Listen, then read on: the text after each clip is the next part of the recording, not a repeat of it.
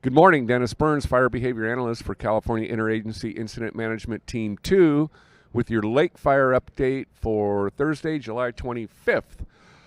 No big changes in our operations on the fire, no changes in containment on the fire. Again, the primary focus today is going to be on suppression repair.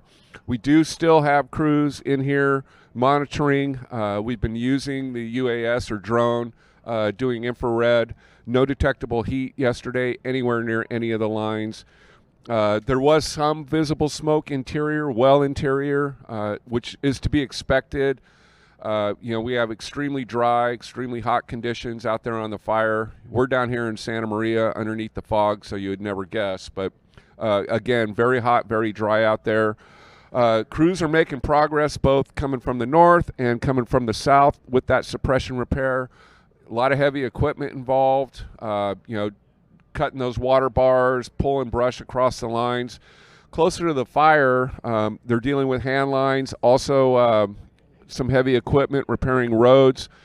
One of the things that we try to do is pull brush back across lines to help with preventing erosion when the rains come. In and around the fire area, we don't do that. We don't want to actually have a new ignition on the fire. As of this morning at 0700, our team has now taken command of the Apache Fire.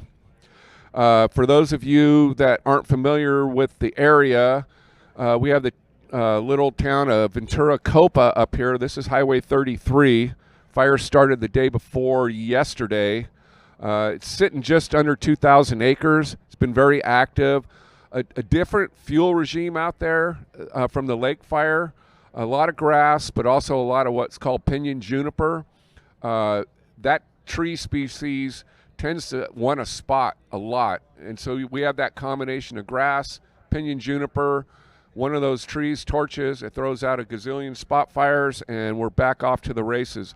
This fire is going to want to continue burning kind of in a northeasterly direction. We do have several drainages going up along the sides of the fire. We're going to try and keep it herded in between those drainages. Crews are actually going direct on it. Yesterday, they used a lot of aircraft. Unfortunately, during the day yesterday, there was a lot more new ignitions through the state with direct threats to structures. So we lost some of that aircraft, but we did keep a couple of air tankers, and we actually had a night helicopter working on the fire last night. So the plan today is to continue looking for places where we can grab the fire direct, cut direct fire line.